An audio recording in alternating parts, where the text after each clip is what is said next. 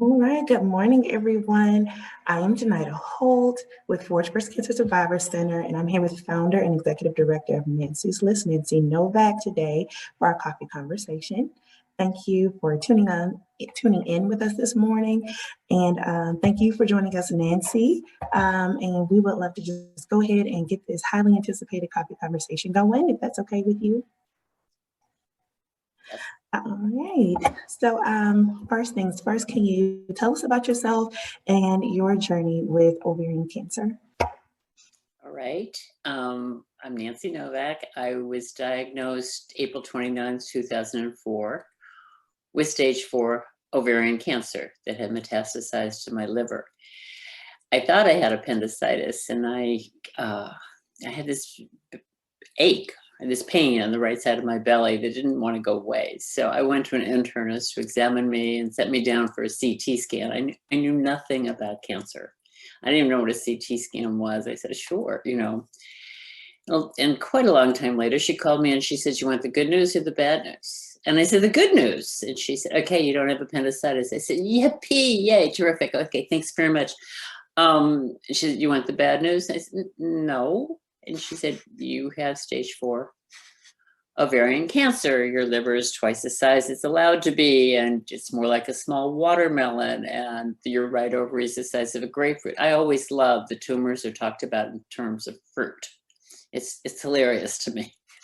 So I said two things that I now think are pretty remarkable. Well, thank goodness it's not appendicitis.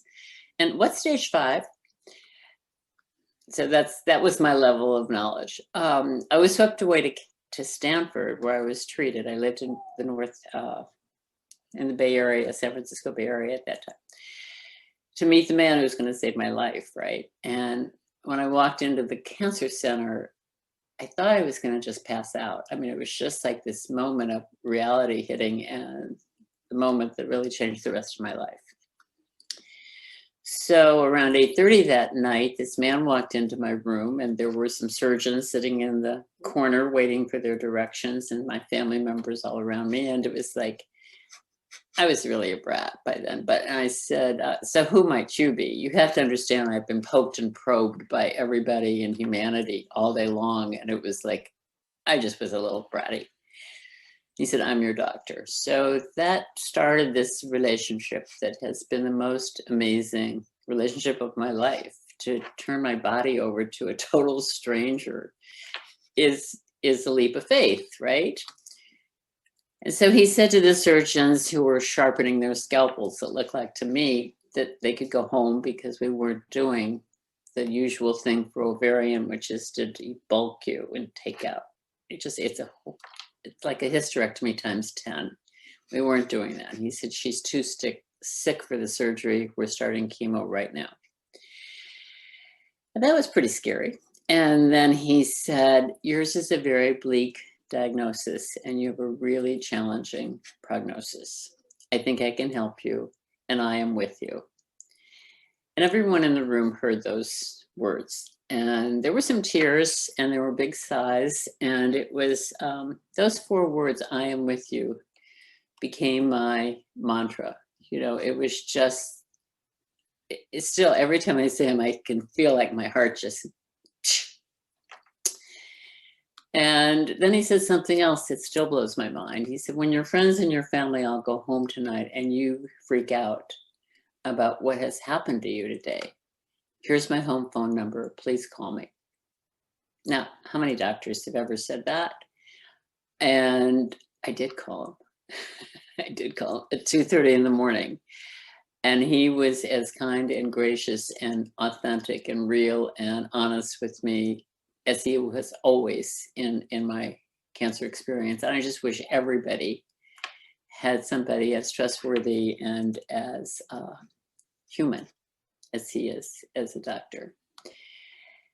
And I was really blessed. I just knew it right then. And I just, ever since, have had this ongoing trust. Every anniversary, including 2 weeks ago when it was April 29th, we're on the phone together. We just honored each other and the work we did. And I followed the directions and I did what he said and I made it. And one time he said to me, early on, he said, if you're on antidepressants, double them. And if you're not on them, get on them, because this is going to be a rough road. And find yourself a psychologist, preferably someone who has survived cancer. And that was my awakening, that this man understands mind body. He's not an alternative. He's just straight Stanford medicine, but he understood right then. And I wish more doctors would really be cognizant of how big a part our emotions play in the healing process. But he did.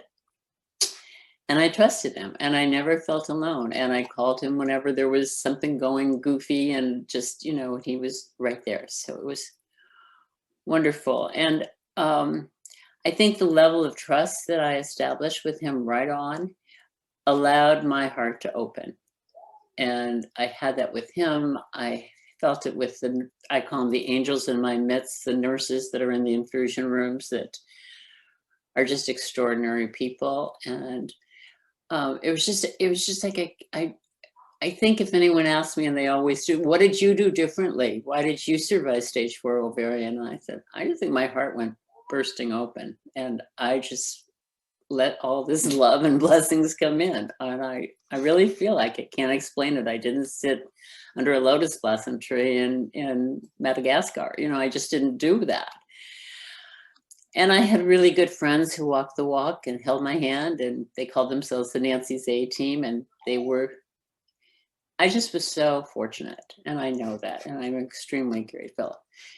And I did a ton of very aggressive chemo, and he kept saying, I've never given so much in such an over, a big aggressive amount, but your body's handling it, and we're going to keep going until we stop. And at the end of a couple of years of treatment, I had a laparoscopy, and they took my ovaries and my tubes. I never did the debulking process, and I've never had a recurrence in 17 years. So there were other things that came along that I think made a big difference, is that I met a woman, and many of you know, Dr. Rachel Riemann. She wrote these 2 books. If you don't know them, do know them, because I love them. It's My Kitchen Table Wisdom and My Grandfather's Blessings. And Rachel's lived with Crohn's disease since she's a teenager. She's now 80, and she's an extraordinary human being. Not just her writings, but in the way she's helped the medical world. She set up a cancer retreat center in Northern California called Commonweal. She worked with doctors. She has a thing called the healing arts, to teaching doctors how to be human beings. I mean, she's fabulous. So I first met her, I'm a clinical psychologist. So I first met her when I was going to take a 3-day course, because continuing education units, and I was just going to be a better therapist, because I was going to be around this really elegant and eloquent woman. But it took me about 5 seconds to realize that that's not why I was there. I was there to define my own personal relationship to my cancer. And that was the work I did for 3 days, of really figuring out how I was going to learn to live with cancer. And we did a zillion different exercises, but it was, I was just so centered on that this was what was the most important thing. And I realized that I didn't respond to the language of fighting cancer, or the battle, or the warrior, or, attacking cancer. It just didn't fit for me. What fit for me was learning how to live with it, because as we know, we get it, we're living with it the rest of our lives in many different stages of it. But that's what I had to do. And she and I became friends, and it was wonderful. We'd talk a lot. And by the way, I've taken her same course 3 or 4 times from the same woman, because whenever I really need it, I need to think about this a bit in a different way. But she often talked about the will to live, and how she saw that in me, and that some people have it, some people don't have it. And was my job, I was still doing therapy with people a lot. And all of a sudden they were ovarian patients were coming my way, because they heard I had survived all this. So this was a bit later on. But how do you encourage the will to live? is it something you're born with? Is it, how do you develop it? Just something that I think about a lot, like, why do we have it? How do we foster it? How do we make it more pronounced in our healing process? She also touched a lot about holding on to possibility. Like, so many patients that I've worked with say, nothing works. Nobody knows what they're doing. Nobody's going to help me. Just this sort of adversarial relationship with the medical world. But just holding on internally to the possibility that you might get well, then how would your life be? How can you live from that place of what you want your life to be? So the holding on it's a very great tool, like and not just for cancer, but for all parts of our lives. That it's not just what we've lived with in our karma, past mistakes. Maybe this one's going to work. Maybe we can. And a lot about it was courage, and how courage plays into healing, and how is my job as a therapist to encourage courage, and how do I go about doing that? And there's one technique I've used a lot with people that's like, okay, the 1 to 10 thing. Psychologists love to play 1 to 10. Okay, so what's your level of courage this morning? And you say 2. Okay, so how would your life today be different if it were 5?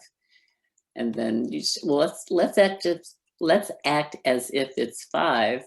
Let's just amp it up a little bit. Okay, give you a second. And you say, okay, what's it like 5? What's different than 2? And really letting people live as if they're living at their maximum. And you can do that with all kinds of things. I do it all the time with clients, and I do it with myself. Because I really, you do have the capacity to change that, and get some control. And we also talked a lot about trauma, and that cancer really is trauma, and your whole system is going through upheavals. And to me, because all I care about is emotions, is like, you're going through these rapid cycling of feeling overwhelmed and out of control, and then you go numb. And people cycle in different ways, and we cycle at different times in different ways, but it's like, how do you gain control of it? How do you understand it? So a lot of things I think people have to recognize. We're going through a traumatic experience, and we have to partner with our bodies and understanding that, allowing those emotional upheavals, but gaining control when we really need control over some of the chaos that's going on internally. And I think that it's so awesome that, you have that support, and like recognizing that is amazing. And it is like very fortunate. Yeah. To have a supportive medical team, and to have a personal support system that was there and it is there to support you through this lifelong journey, with your cancer diagnosis. So I just wanted to, point that out. That is amazing, and that is something that is definitely the silver lining, and something that literally changes your entire life. Well, I think, I totally agree with you. And I spend much of my work working with people who are really alone with their cancer, and living alone, or don't have family and friends. And it's, my mission has been, no one will ever go through cancer alone. And so it's like, my goal here is to connect people who can lend a helping hand, or a heart, or a heart to hold, just something that gives us that connection, because I can't even imagine. And I've listened to it so many, many times, and how desperate that feeling is, of like, I don't have anybody to take me to the doctor, and when I tell you a little bit more about what Nancy's list has been, you'll see that that's been the guiding light. No one's going to go through this alone.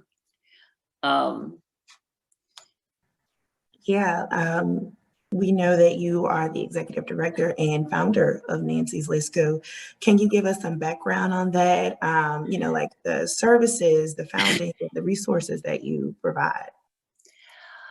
Well, during my many long aggressive chemo treatments, and as I said, I'm a psychologist, I can't stop talking, when asking questions and wanting to connect with people, it's just part of me. But whenever I had the opportunity, I would talk to the people that were in the room with me. And oftentimes they were the same people each session because we were on the same kind of schedules.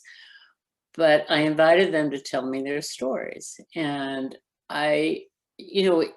one thing that's kind of beautiful about cancer, there's an instant intimacy. People start talking about things that you just never talk about with people. And it's like, it just blows my socks. So I so appreciate that they let me into their lives. And we had what I call very profound conversations. But what was startling to me was these people here. This is Stanford, this is, but it's a broad base. There's diversity everywhere. There's nothing, it's not just like what you might think in Northern California, but it was like everybody was so willing to talk. I was surprised. But what struck me so much is they were much more worried about money than they worried about living and dying. And that's what they wanted to talk about. And they didn't have enough funds to buy their medications or to the enormous medical expenses that would come in any hospital. And they worried about bankruptcy. They worried about losing their jobs if they told their doctors, their bosses, that they were living with cancer. Even if they had insurance, they were sure it wasn't enough. They worried about paying for basic living expenses. They worried about putting food on the table and choosing between food on the table for their families or buying their medications. So of course, they put the food on their table, they didn't have the meds, and they never told their doctors they weren't taking their meds. They worried about everything. And one man told me he was really seriously considering suicide because he was a financial burden to his family. And that was too much for me. That was just way too much. That was so unacceptable to me in this country, that this is what's going on. I could feel that the stress was in the way of the healing process. And I just made a vow.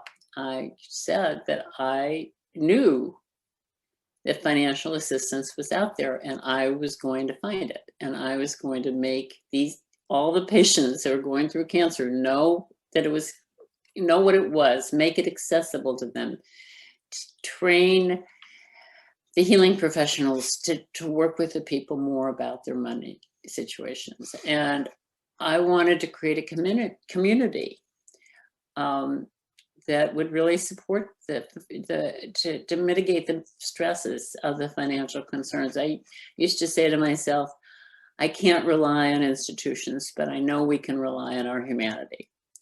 So that was really what happened. And I started Nancy's List. I went out and I got my 501c3 nonprofit status in 2006. And all I was going to, Nancy's List was going to be just a list of financial resources. And I was going to make this available to every single person I could find, and really do, extensive research to cover it in so many different areas. I called it my financial assistance project for lack of anything. I don't like the word toxicity. I don't like a lot of the words that are going on. I want the words to be support. Here we are. Here's some stuff you can do. And it's used now. The whole list is used now by a lot of patients, but as well by practitioners and social workers and healing centers. I think they're all understanding the importance of financial security so that people can get into the healing process and not be distracted by their worries about bankruptcy, which is really a significant worry. So I built up different categories and researched on these categories, and I'm just going to read them to you because they're so long, but I'll do it fast. I went by specific populations like African Americans, Asian Americans, children, Latinos, Latinas, LGBT, Native Americans, teens, and young adults. So there were different categories there.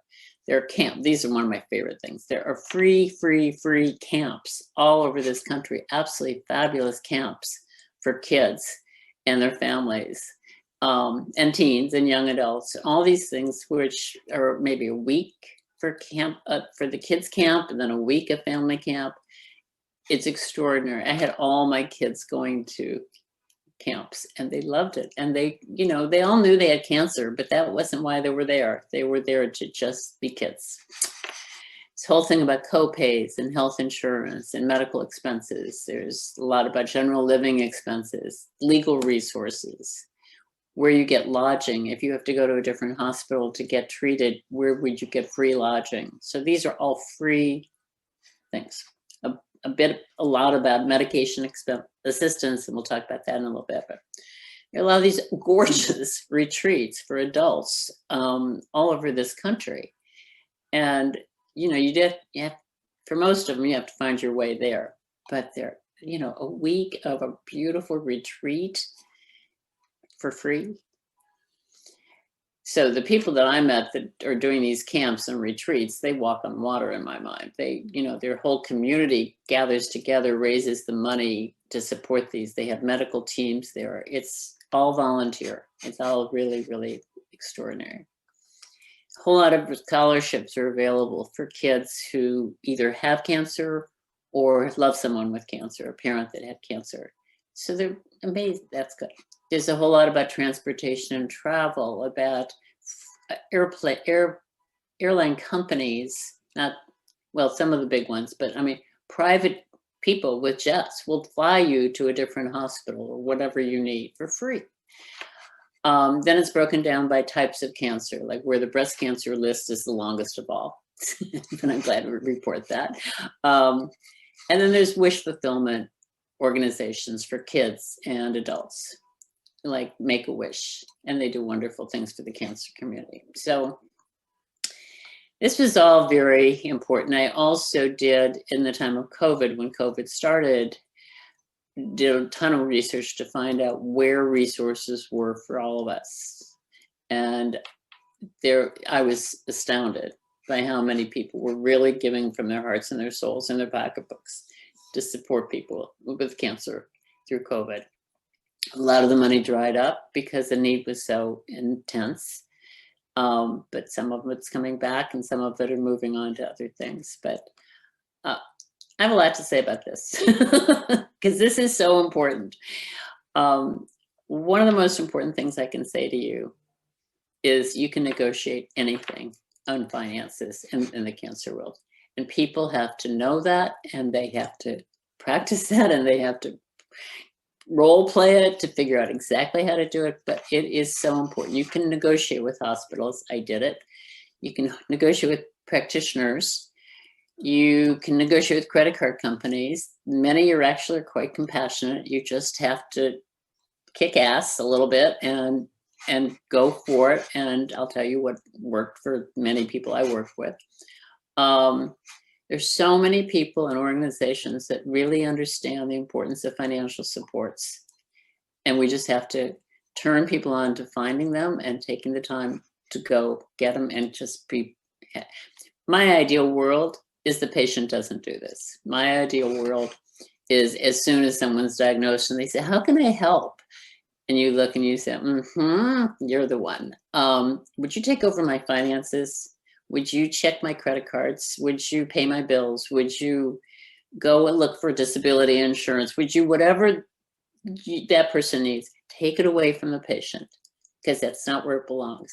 Check out what's available through your healing center. Everyone has a financial assistance program, but they don't really tell you that. They didn't tell me that.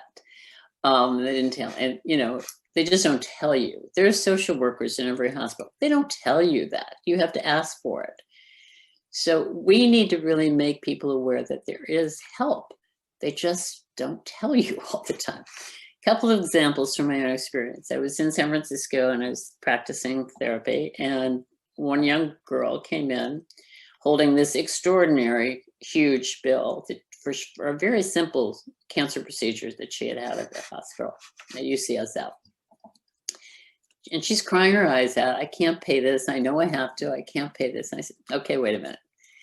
Let's do this. Let's just have you try this. Go to your, go to the what's it called? The financial director at the hospital and say, I know I'm responsible for this bill, but I don't have insurance. I'm in college. I don't have any of this stuff and I don't have any money. I can pay you $5 a month for the rest of my life. And the director laughed and she said, that is splendid. Of course, I accept that. Okay, so, right. And what happened to me, I had a fancy PPO, but it didn't cover a ton of my treatments. And I would receive statements in the tens of thousands, you know, and it was like, what were they thinking? You know, it was just like, oh my God, nobody told me about a financial director, but somebody somehow said, why don't you check that out? And I did. And I called her and I said, I've given you all my money, you know, what are we going to do? And she said, okay, send me 3 pieces of paper, your tax return, your blah, blah, blah. She said, you'll never see another bill from Stanford. And I didn't. And I just want to spread the word, you know, we've got to, you don't have to be a superstar to go negotiate. You just have to say, simply tell the truth. I mean, I don't have the money. They know that. They know you don't have the money. And just say, and don't worry about what works for them. What works for you? If $5 works for you, you say, I can pay $5 the rest of my life. They've got tons of money in many of these hospitals. They're not expecting you to really pay the full bill. And I think that also, you know, it's an uncomfortable conversation. It's totally. It's very uncomfortable. So even, you know, in the situation where, okay, hey, I've got this bill, I can't pay it, and just the anticipation of like meeting up with this doctor or whomever, and you know, having that conversation about where you are financially, it's a lot mentally and emotionally. Going through the journey and then telling them, hey, like I don't have the money to do this. So I think definitely having those types of tips and those type of suggestions on how to have a conversation with your doctor or whomever it is appropriate about the cost of care and how you can, you know, make sure that you're getting your care, of course, and also compliant with treatment and everything. Because I mean, if you're worried about finances, who's to say you have, you know, you want to even go to the appointment because you're anticipating the cost. And so just learning how to have that uncomfortable conversation can make all the difference. And people told me in those conversations in the infusion room that they were worried that if they told their doctors they didn't have the money, then they wouldn't get treated anymore. And if that's the truth, it's the worst story I've ever heard, because I don't think that they would turn you away because of money. I think that it's sort of a medical game that's played, that you get these huge bills and then they have these huge bills, they send them to the insurance. The insurance only pays for part of it. You know, it's a very big deal. I agree with you. It's all emotion. We don't want to talk about our money. We don't want to tell the doctors that we're not taking the meds because they're too expensive. The doctors, if you did tell a doctor, or even if you don't tell a doctor, if you really look at my website, there are a lot of other tips. You know, you can ask for, we'll get into the Medicaid, but you can ask for, can I do generic drugs? You know, they usually order the non-generic brand. Is there a generic brand that would work for the same thing? If you can do mail order 90-day supplies rather than buying them each month, it's way cheaper. You know, there are a few things like that might work. The medication thing, I've got the answer for all that, okay? I'm ready to give that answer out. There are every pharmaceutical company I contacted has a patient assistance program.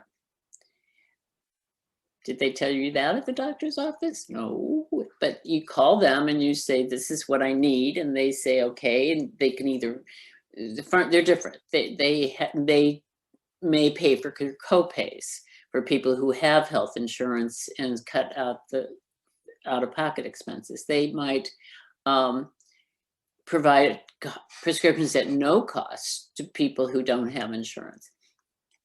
Each company has its own application form.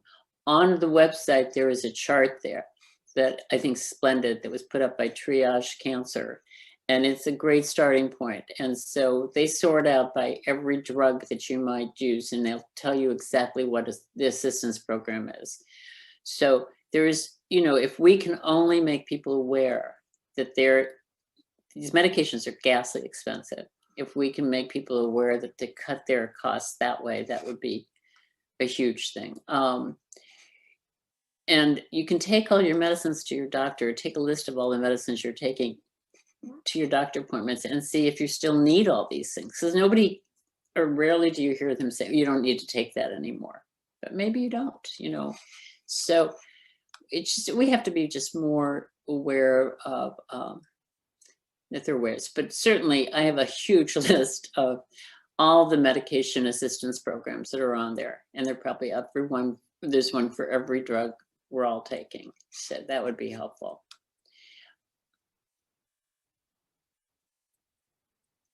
I just lost you. I can't. Okay, hi. Sorry. Okay. But also, I think it's amazing too. Something I just recently found out.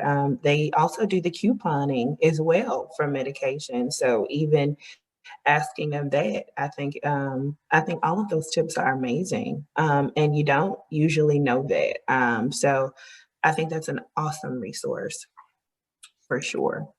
Also, so I know you mentioned a little bit before about how, you know, financial stressors can get in the way and can affect an individual's experience as a cancer patient in their journey and healing. Can you kind of elaborate a little bit on that? Well, I think, you know, cancer is all about emotions, you know, which is just like a very powerful, you're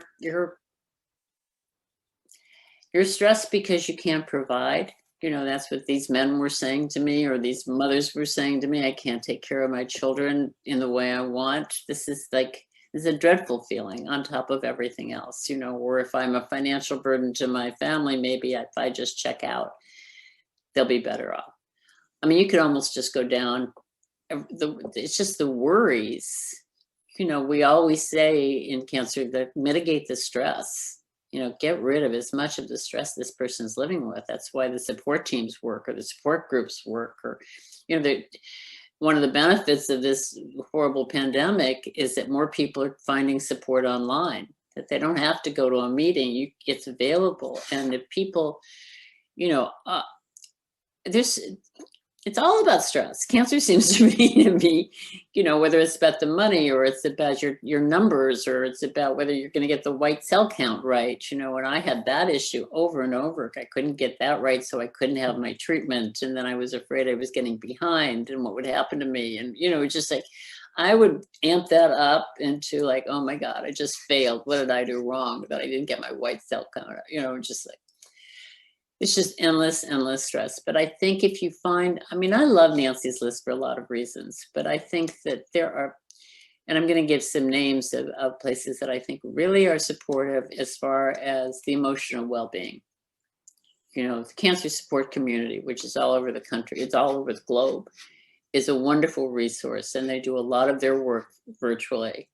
Gilda's Club, I don't know if any of you are working with them, but they're a wonderful place. They're just, it's all from your heart, you know.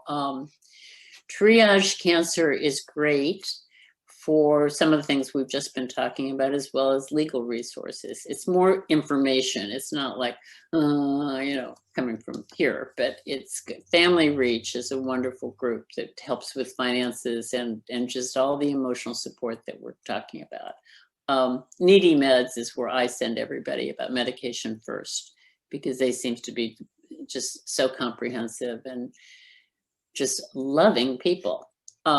Patient Advocate Foundation is a great place. I mean, this is one other thing that got to me is like, I had this white cell count problem. So I was taking these drugs, Neupogen, my fancy PPO wouldn't pay for that drug unless I went down to Stanford every 12 hours to get the shot there. That's not going to happen. Just not going to happen. And they wouldn't even let me have a friend of mine who was a hematologist who lived in my neighborhood come and shoot me up. They wouldn't pay for it that way. They wouldn't pay for it, a local hospital. But to Stanford, which was 45 minutes from my house, that's how I'd get it. That wasn't going to happen. So the upshot was that I had to do it. And these shots, it was over $300 a day, you know, and I would have to do it for 10 days after every chemo. Well, you know, that got pretty expensive and impossible. So I had a home. I took out a second mortgage to pay for my Neupogen shots. Can you believe this? And so then finally they came up with Neulasta, which is the day after your chemo treatment, just one shot the day after. And I'd go down to Stanford for that because they were charging $16,000 for that shot when they first delivered it to the universe. Like, so, I mean, these numbers are ridiculous, you know, and I don't know what Neulasta costs anymore, but so my point was, after all this was, and way too late, I called Patient Advocate Foundation as part of my research. I was asking all these questions, and they said, had you called us when this happened or while you were doing this, we would have found the money for you. But you're too late. So this is another part. We need to educate people. When your feet, do it then. Get your helper, your wonderful, you know, goddess who's going to take care of your finances. Get her to start making these calls to Patient Advocate Foundation or Needy Meds or anybody as soon as you get the bad news about that you have to pay for this horrible drug. It's not a horrible drug, it's just horribly expensive drug. Okay. So that's the other thing, is it's a lot about timing. It's really about timing, and say, I'll do it later. Well, later isn't going to work necessarily. It would have saved me thousands and thousands of dollars had I known about Patient Advocate Foundation. So that's why I'm on such a cause celeb. You know, I want to educate everybody about this stuff so we can get rid of this as the biggest issue that's going on in our cancer world. You know, just spend all that energy just on getting well. Definitely. And thank you so much for sharing, you know, so much about your journey. And I think it's just proof that, you know, I mean, you're the living proof that these resources are out there. And it's just knowing about them. And fortunately, we do have Nancy's list to go and look at and, you know, get those tips on about how to have those conversations with our care team and with our support system about being, you know, our financial person, you know, like, hey, I can keep somebody else, the financial person, have those conversations, your financial friend. Have those conversations. Keep you away from all that, if it's at all possible. If not, well, you know, let's find a person who can take that job. It's not a lovely job, but it's a very big job, and it's an important one. Yeah. Definitely. And I know you've shared quite a bit, but if you could you give us another meaningful collaboration that you've had with an agency that, you know, affected somebody you've worked with or with your agency? Well, triage is terrific. Everybody should know about triage cancer. I'm connected to all these places now. So who's my favorite today? I like cancer support community a whole lot because they're so local.